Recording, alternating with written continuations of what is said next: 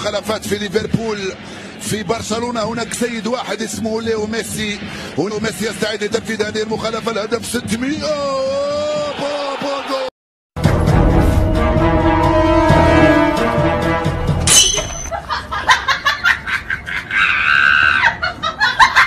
Y la cosa suena ra, y la cosa suena ra. Scooby-Doo, papá, y el pum pum pum.